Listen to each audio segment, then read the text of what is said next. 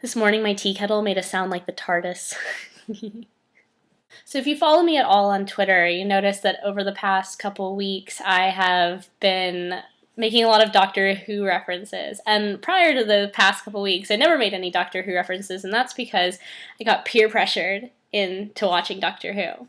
I had this chunk of time. I basically finished the book and sent it off to my agent for notes, and then I had this time and I was like, I should do more work, and then my brain was like, no, I don't think you should. And I was like, no, I really should do more work, and everyone on Twitter was talking about Doctor Who, and all my friends are talking about Doctor Who, and I just felt really left out, and I was like, I'm not gonna watch Doctor Who, you guys. And everyone was like, watch Doctor Who. So I was like, fine, I'll watch some Doctor Who.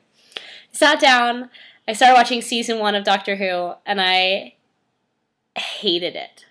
Like, season 1 of the reboot, so like 2005, I guess is. I hated it with like an unholy passion, and everyone was like, you have to stick with it. And I was like, you guys, I can't do this. I really don't like the show. I didn't like the guy that was playing Doctor Who, I don't think, and it was so cheesy, and it was really, you didn't get like the weight of his character, I don't think, so much early on. I just wasn't feeling it. Everyone's like, stick with it, stick with it. So I was like, finally, the Doctor Who changed, and it was season 2, and suddenly I was like, hey, because I'm obviously a very shallow person, because the guy, this is going to be really awkward, my housemate's going to come and he's going to be like, why are you talking to yourself? But the guy that played Doctor Who changed, and I thought the new guy was cuter, and I thought that he was much more compelling, and so I obviously, I don't know, I just like him. I think it's more than just that he's cute. It's just there's something about his portrayal of the Doctor that I just find exaggerated and animated, and yet it's a really good combination of like the humor with, you can tell that there's a lot of pain underneath. Oh, look at me all waxing poetic about Doctor Who. But the point is that I gave it a shot and I stuck with it. So I hit season 2 and I was like, okay, yeah, I loved it. And then I hit the end of season 2 and I was like, oh my god, this is amazing. And then I hit season 3, and there's this episode in season 3 called the Shakespeare Code, where basically the Doctor and I guess it's Martha is the new one. They go back to Shakespeare's time, and not only are there like amazing Shakespeare references, but there's also all of these, what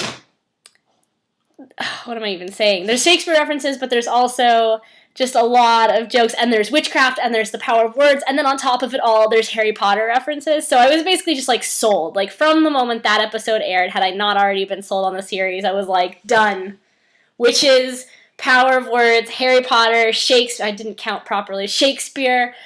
It was done. It was good. And so now I'm like almost through season 3. I'm just like a total addict. I feel so bad for everyone that follows me on Twitter, because it's like all I'm talking about right now. Because basically, I've been really sick the last few days. I haven't been doing a lot of work. I wake up, like make some tea, have some breakfast, like watch some Doctor Who, pretend to do a little work, maybe to go for a walk, watch more Doctor Who. So that's why, I don't know, I'm not to the end of season 3 yet. I probably will have to do like another video later, but I'm like mildly obsessed with the show now. I don't even know.